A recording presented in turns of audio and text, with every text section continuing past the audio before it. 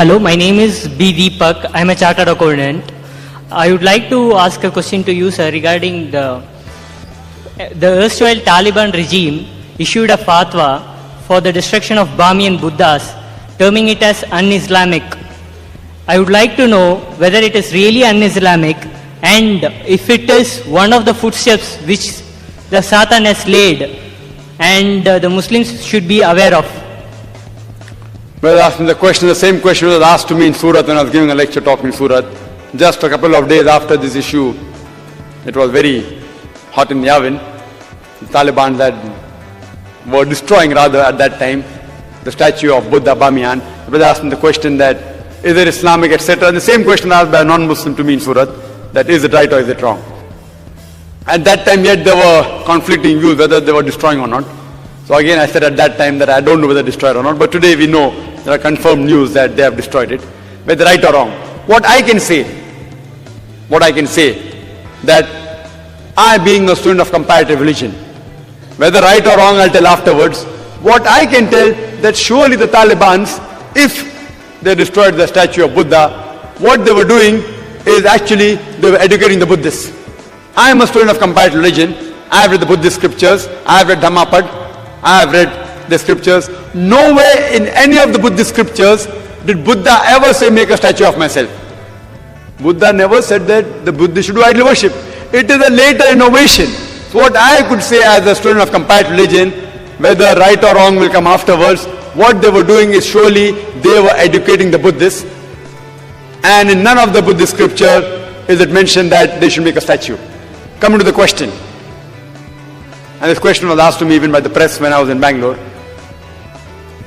That just because Islam feels idol worship is not allowed, there are other religions, there's even Christianity.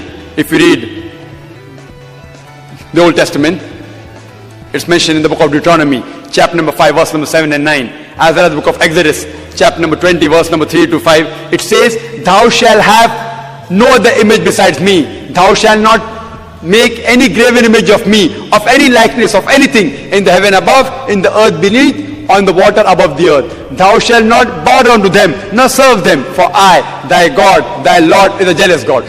So even according to Christianity, according to Judaism, making images of anyone who you say is God is prohibited. Same it is prohibited in Islam. So when I gave this reply that they were educating the Buddhists, so what they said, that but didn't these Talibans, didn't they cause grief to millions of Buddhists? I said yes. So does Islam allow anyone to cause grief to millions of human beings?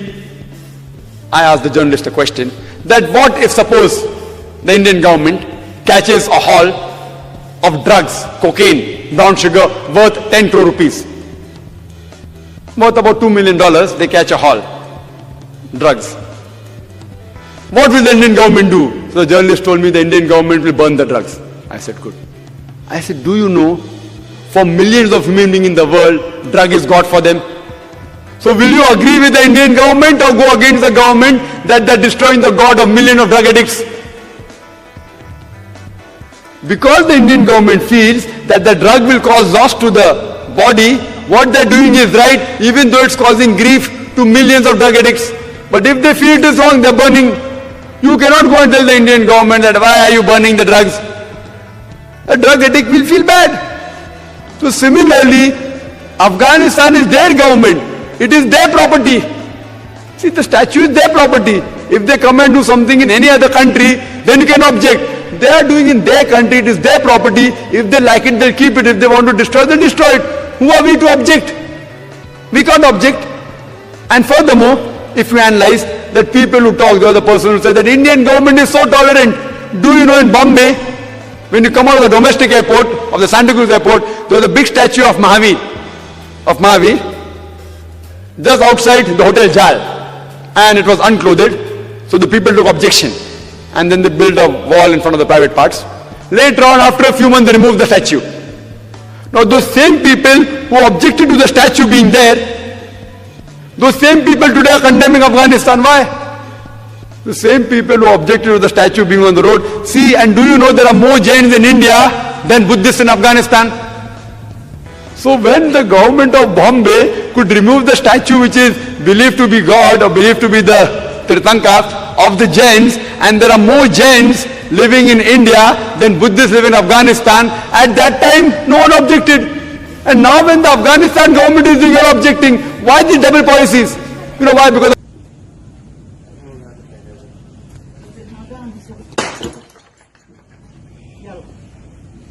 هذه بلد مسلم صح؟